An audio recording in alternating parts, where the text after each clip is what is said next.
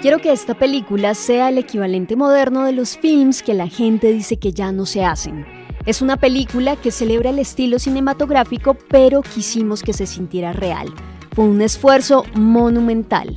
Así se refirió Guillermo del Toro a su más reciente película, El Callejón de las Almas Perdidas. Hoy en La Taquilla hablaremos de ella. Bienvenidos.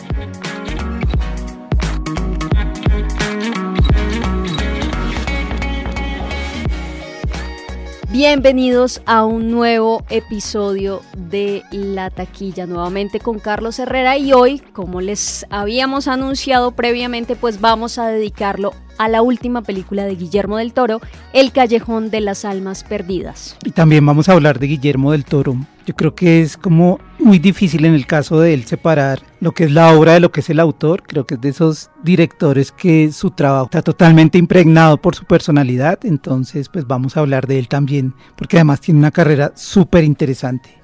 Tiene todas las características esta película de lo que ha sido Guillermo del Toro en todas sus películas, ¿no? Pero acá sí se ve indiscutiblemente plasmada su mano en todo, ¿no? Y con una evolución, que es como parte de lo chévere de esta película, que sí es muy Guillermo del Toro, pero pues ya hay como una evolución frente a lo que había planteado antes toda su filmografía. Que podemos recordar algunas de las películas que ha hecho Guillermo del Toro. Sí, pues yo creo que la primera y que fue con la que él se dio a conocer fue con El Espinazo del Diablo, que de hecho hay mucha gente que todavía dice que es su mejor película, ¿no? Sí, pues sí, hay mucha gente que sigue gran poniendo película. Esa en el podio de número 1. Sí, la última que había hecho él, como para ir un poquito en desorden, La Forma del Agua, hubo mucha gente que no le gustó, ¿no? Que la vio muy rosa, muy romanticona para estos tiempos tan convulsionados que vivimos. Sí, pero ganadora mejor película. Sí, puede que no le guste a la gente, pero si gana premio, sí funciona. Le gustó a la academia, entonces pues ya. ¿A ti te gustó?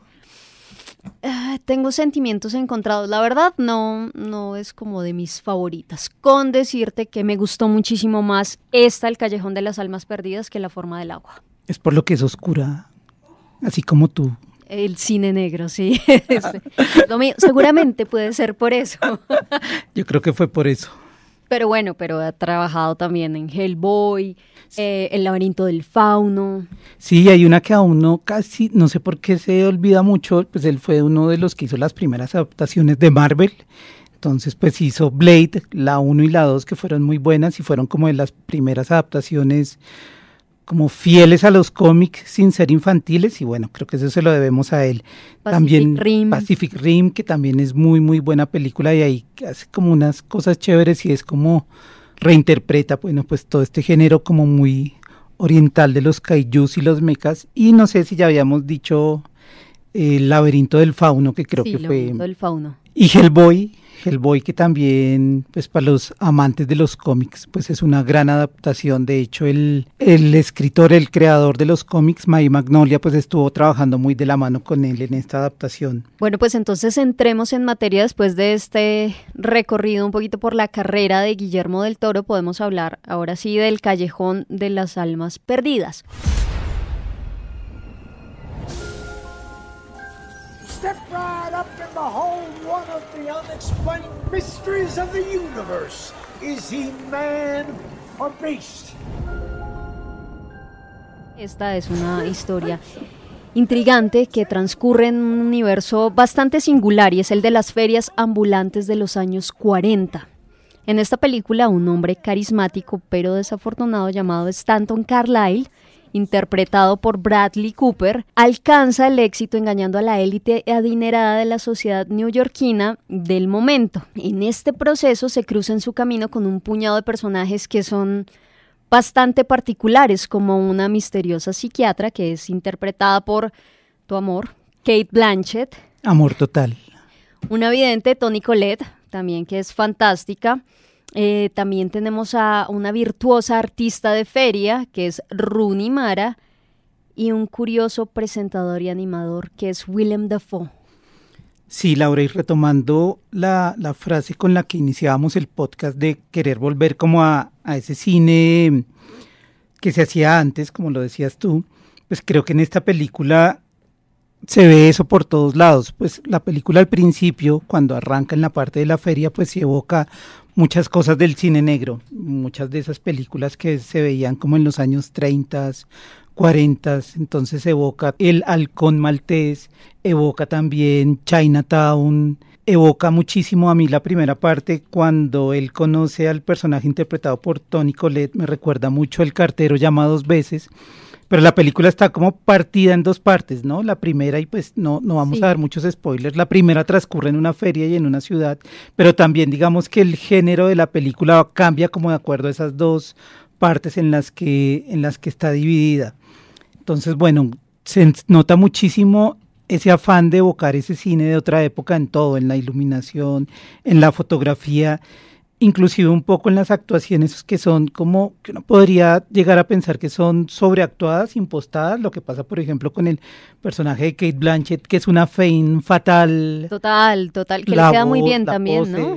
Sí. O sea, la elegancia, el porte, la seguridad que tiene ella. Sí, hay gente que la ha criticado un poquito eso, pero yo creo que es que ella estaba como metida en el papel de actuar como se actuaba en esa época, ¿no? Como con esa sobreactuación ahí un poquito, pero lo hace muy bien. Muy imponente. Que le sale natural además. Sí, ella definitivamente ese porte que tiene es inigualable. Pero acá sí, como tú dices, tenemos estos dos momentos, que es al principio donde vemos un protagonista entrando a este mundo de la feria después de haber tenido un pasado, porque nos muestra un pasado algo turbio, del que viene este personaje principal, Bradley Cooper, y que llega a este mundo de la feria, ¿no? Y llega de cierta forma a transformarlo o a tomar todo lo que pueda para finalmente pasar a una segunda parte de la película, que ya es ciudad, colores totalmente distintos que vamos a ver en esta de la ciudad. Es como si fueran dos películas en una sola. Sí. Y lo bonito de eso, digamos, es que se refleja la transformación interior que está sufriendo el personaje, ¿no? Que en esa primera parte es como tímido, como que está en un proceso de aprendizaje, está aprendiendo como los trucos de una sociedad a la cual él no pertenece.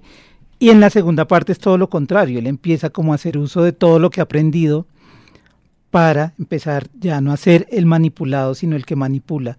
Una cosa bonita de la película también es que es circular y que hay como muchos paralelismos de lo que va pasando en cada uno de estos aspectos y se van contrastando. Entonces, en la primera parte, digamos que el que maneja la feria es Willem Dafoe, y en la segunda parte, más o menos la que maneja los hilos es Cate Blanchett. Y bueno, hay como unos paralelismos entre lo que es el ambiente de feria, el ambiente de la ciudad, lo que es el ilusionismo contra lo que es el mentalismo, lo que es el psicoanálisis versus el espiritismo. Creo que hay como que se impone un diálogo entre el mundo como de la parte científica, de la parte racional, con el mundo místico. Y eso también se ve reflejado como en el ambiente en el que transcurre la película, ¿no? Que se habla mucho y está casi que por los lados, pero se habla que es cuando está empezando la Segunda Guerra Mundial. Sí, habla, pues es como en el 41, pues sí, el 40. Y en las noticias que ellos oyen, entonces se escucha de la invasión a Polonia, y ahí se van dando como unos puntos de lo que está pasando también en la sociedad, y es como esa pérdida de la inocencia. También la feria es un ambiente rural, el otro es un ambiente citadino, entonces creo que la película, aunque ese no es el centro, sí también se enmarca mucho en el momento social que está pasando. Siendo también muy actual, ¿no? Lo hablaba Guillermo del Toro en alguna entrevista, que decía que es una película muy de estos tiempos, ¿no? Donde, como bien tú dices, pues vemos el ascenso de un personaje de no tener nada a no tener suficiente, que es básicamente lo que le pasa a su protagonista, y que es algo muy típico de estos tiempos, que nada es suficiente y que queremos más siempre. De todo, no importa lo que sea, todo vale para poder lograr lo que uno quiere, que al final ni siquiera sabe uno qué es lo que quiere o hasta dónde quiere llegar para conseguir estas cosas, que es como todo este tema de la condición humana. También se ve muy, muy claro el tema de las diferencias económicas. Entonces, pues sí es una película que si bien es desarrollada en ese momento, es tremendamente actual. Sí. También es como importante ahí recordar que esta película es un remake, ¿no? Y creo que va a pasar que es de esos remakes que uno no sabe que es un remake, sino que se va a quedar con esta versión, porque el original pues es también de la misma época en el que transcurre la acción del 47, pero creo que se descubrió que había una película anterior gracias a esta. O sea, Sí, no, pero de hecho mira que Guillermo del Toro también anunció que él no quería que esta película se viera como un remake, sino como una versión de él. una Porque reinterpretación. sí, una reinterpretación, es correcto, de lo que él quiso hacer con este libro, que de hecho la historia es muy bonita porque este libro llegó a manos de Guillermo del Toro gracias a Ron Perlman, Que es de que sus le dijo, actores fetiches, ¿no? exactamente, Hellboy, que le dijo, vea, lea este libro, a mí me encantaría ser el protagonista. Le puede interesar. Le puede interesar, a mí me encantaría que pudiéramos hacer algo. Guillermo del Toro, pues lo vio, le gustó muchísimo, pero digamos que todavía no tenía el reconocimiento en ese momento, porque creo que fue hace muchos años que le regaló este libro, y él no tenía todo este reconocimiento que tiene ahora y toda la credibilidad con la que puede llegar a un estudio, o bueno, o lo que sea que posea los derechos de esta historia, decir, quiero hacer esta película. Entonces, básicamente, él no se atrevió, porque los derechos sí estaban muy resguardados en ese momento, entonces dijo, no es tal vez el momento de hacer esto, esperemos un poco más adelante, y resurgió y finalmente la llevaron a cabo con todas las complicaciones que se pueden dar el rodar una película en medio de una pandemia, porque esta es una película que fue rodada en 2 partes. Un día fueron a grabar y salieron a almorzar y no volvieron, como pues nos pasó a todos en algún que un día momento salimos y no volvimos. Sí, que se quedó pausada nuestra vida. Bueno, pues esto sirvió de alguna forma para que Guillermo del Toro, junto con todos sus ayudantes que son escogidos a la perfección, para de cierta forma cuidar un poco más los detalles que se ven en todo el transcurso de la película. Sí, porque la película es súper cuidada a nivel de fotografía, de producción, de iluminación. Creo que esa es una de las características del cine de él, ¿no? Que no hay como nada al azar, todo está súper bien puesto, la iluminación es perfecta, todos los objetos que recrean las épocas también están como muy bien puestos. La iluminación de esta, sobre todo, hay que resaltar ese trabajo que es absolutamente impresionante. Y un dato, precisamente con lo que tú hablas de lo auténtico que Guillermo del Toro quiere que sean sus películas, pues todo su equipo investigó exhaustivamente este mundo de las ferias de esa época y se unieron con compañías expertas como Armbruster Manufacturing, que es el fabricante de tiendas circenses más antiguo de los Estados Unidos. Se hicieron 4 versiones diferentes de la feria principal, así como pues la última feria que van a ver un poquito más oscura y abrumadora en las escenas finales de esta película. O sea que, según la historia que tú nos acabas de contar, Bradley Cooper le quitó el protagonismo a Ron Perlman. Sí, pero también de hecho se lo quitó a Leonardo DiCaprio, que estuvo en conversaciones para hacer este papel, pero finalmente no se dio, no sé si por temas de agenda o qué pasó, pero fue para Bradley Cooper y Guillermo del Toro construyó todo este personaje alrededor de Bradley Cooper. Él lo hace muy bien, ¿no? No alcanzó para la nominación y yo creo que no tanto por él, sino porque la competencia está muy dura, ¿no? Este año está como la complicada. Verdad es que, pues sí, si bien es cierto que es una de sus actuaciones más fuertes de su carrera, sí no le alcanzó. Los competidores de este año estaban muy, muy duros. Sí, con lo otro que decías tú también de lo difícil que es en algún momento hacer una adaptación, pues lo otro que vemos y era también con lo que tú nombrabas al principio, el casting de la película es impresionante, ¿no? O sea, no creo que no hay ningún actor por secundario que no sea una estrella, o sea, la película sí está como repleta de nombres por todo lado, cuando la está uno viendo identifica rostros famosos, gente que son estrellas, por ejemplo, Toni Collette, que es una super actriz, pues hace un papel que dentro de todo es secundario y es pequeño, ¿no? Y sin embargo, cada vez que sale como que se roba el show y así pasa también con todos. Terminan siendo muy relevantes, todos en un momento específico, pero se llevan el protagonismo, así como Willem Dafoe también, que al principio es su momento y después ya no lo volvemos a ver. Sí, y creo que influye mucho que Cate Blanchett sea la del segundo momento y pues que sea Cate Blanchett pues que se roba un poquito el show, ¿no? Se roba ahí toda la pantalla. Una cosa que lo hablábamos Y es que es interesante dentro de la filmografía de Guillermo del Toro esta película, porque de alguna manera las películas de Guillermo del Toro están como enmarcadas en un tono como de fábula, de monstruos, que uno podría hasta llegar a decir que ciertas cosas de él son un poco infantiles, ¿no? O se asocian como a universos y a mundos infantiles. Y en esta película sí hay una ruptura frente a eso, ¿no? Ya es como unos temas más adultos, con momentos que son más explícitos. Creo que en las de él que me acuerdo, esta es como la que hay más sangre, más acción. Entonces creo que sí se aleja un poquito como de esa marca de ese cine fabulado, digamos. Y sí, para entrar como en temáticas más adultas y un poquito más transgresoras. Y creo que por ejemplo, ahora frente a lo que hablábamos de La forma del agua, pues esta película sí se siente más adulta que, por ejemplo, esa. Totalmente, porque yo creo que ya a estas alturas para nadie es un secreto que no hay monstruos en esta película, sino que los monstruos de alguna forma se han vuelto humanos y humanos con unos comportamientos que al final son normales, pero que a veces pueden ser llevados al extremo y pueden hacer muchísimo daño. Sí, en alguna parte leíamos que estos eran como los monstruos más reales de Guillermo del Toro. Y los más bonitos. Y los más bonitos, sí. Y los más bonitos, porque contrario a lo que pasa en sus películas anteriores, pese a que los monstruos con toda esta... monstruosidad monstruosa. Sí, pues a los monstruos con esta imagen tenebrosa, pues terminan siendo buenos, ¿no? Terminan siendo benevolentes en comparación con estos monstruos que vemos acá de carne y hueso, con un aspecto físico bonito. Encantador, como que Blanchett. Encantador, exactamente, atractivos. Sí, es que un poco es como ese contraste, ¿no? Como que en las películas anteriores de Guillermo del Toro, los monstruos, como dices tú, podrían ser feos, sí, podrían ser aterradores, pero terminaban siendo bondadosos. Acá, pues vemos lo contrario, ¿no? Los monstruos reales y los que más miedo dan son las personas. Eso también pasaba un poquito en El laberinto del fauno, ¿no?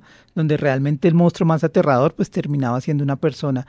Pero creo que acá es más explícito y más fuerte aún como ese mensaje, digamos, o esa forma de mostrarlo. Sin llegar a decir pues que todos los personajes son malos, ¿no? Porque todos tienen de cierta forma una historia detrás y no una justificación, pero sí un porqué.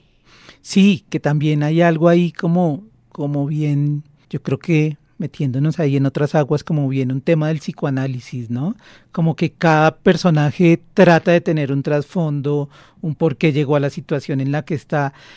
Y de hecho la película en sí misma es una gran explicación de toda la transformación que sufre el personaje de Bradley Cooper y por qué termina como va a terminar para los que aún no la han visto, y es una gran metáfora trágica de la transformación y de cómo convertirse o de por qué terminamos convirtiéndonos en monstruos. La película tiene un final perfecto. Sí, es lo que dice la gente que sabe, un final redondo. Sí, no deja nada como que uno tenga un cabo suelto, no, me parece que es un gran final teniendo en cuenta que, no sé, a uno siempre los finales suelen decepcionarlo, ¿no? En una película. Sí, el uno final. Sale y dice, bueno, tal vez no estoy tan contento con lo que pasa, pero acá sí es súper bien pensado lo que hizo acá Guillermo del Toro, porque es finalmente poder ser quien uno es, sí, quien está predestinado a ser. Sea lo que sea esto, ¿no? Sea bueno o sea malo. Bueno, y precisamente hablando como de todo este tema de la producción, que de hecho tiene, recordemos un poquito las nominaciones que tiene esta película, porque estuvo nominada a Mejor Película, Mejor Fotografía, Mejor Diseño de Vestuario y Mejor Diseño de Producción. Que bueno, que acá es donde vamos con todo el tema de el esfuerzo con las carpas, el diseño de vestuario, que también hicieron un trabajo impresionante. Yo le decía a Carlos previamente que el director de vestuario hizo un recorrido por diferentes ferias, mercados de pulgas de todo el mundo para conseguir las telas o la ropa que finalmente vemos en esta película, porque todo está súper bien cuidado y por eso es que tiene esta nominación, ¿no? Pero la de Mejor Película también merecidísima. Sí, yo igual creo que le queda complicado este año ese premio. Creo que además ya fue todo un logro que se lo dieran por la forma del agua. Creo que va a tener más chance en estos aspectos técnicos, ¿no? Que en el de mejor película, porque la competencia por mejor película está bien dura. Esos aspectos visuales y de producción pues hacen que la película tenga ahí como varios niveles de lectura, ¿no? O sea, visualmente es impecable, la iluminación también, que recuerda como esas películas de los años 30, 40, donde, por ejemplo, se le iluminan solamente los ojos al actor y el resto queda como en penumbra. Pues eso hay un par de tomas así. Una que también tú recordabas que hay con unos espejos, que es lindísima. Con los espejos, o sea, si no la han visto o si la quieren volver a ver, presten especial atención porque hay varias tomas de espejos, ¿no? Entonces es como, de cierta forma, cómo es cada personaje o cómo se ve cada personaje a sí mismo. Sí, son esas metáforas bien sutiles que son también muy de él, de Guillermo del Toro, y que aquí están presentes. Pero sí, la película entonces tiene como ese nivel visual que uno se podría quedar ahí. Tiene otro nivel que es como al desarrollo de la historia y de los personajes, y el otro más complicado creo yo que es donde por lo menos para mí está la fortaleza de la película, sí es como a ese nivel de lo que pasa en la mente, ¿no? Y que se explora desde dos puntos, desde lo irracional con todo el tema del espiritismo y el mentalismo, y finalmente pues lo que hace el personaje de Cate Blanchett, que es desde la psiquiatría, que estaba también como en ese momento hasta ahora arrancando con el auge que tiene ahora.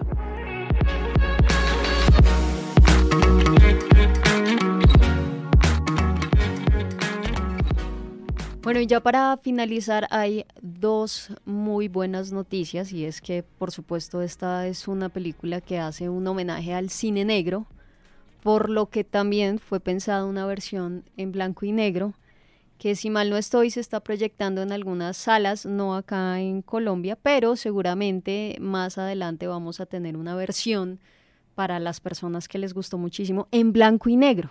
Sí, hay otras partes del mundo donde se exhibió en blanco y negro, dicen que es toda una experiencia también. Por supuesto, claro que sí, porque volviendo al tema de la iluminación, pues es absolutamente increíble. Entonces, pues en blanco y negro era un sueño que tenía él de poder sacarla, entonces yo creo que sí vamos a poder tener el chance, si la quieren ver en este formato, pues buenísimo. Y lo otro es que no solamente está en cines en este momento por sus nominaciones, entre ellas Mejor Película, sino que además se hizo el anuncio de que pronto va a estar en una plataforma de streaming, ¿no? Sí, eso creo que es bueno y es malo, porque una cosa que no hemos hablado es que a la película en taquilla no le ha ido bien, ¿no?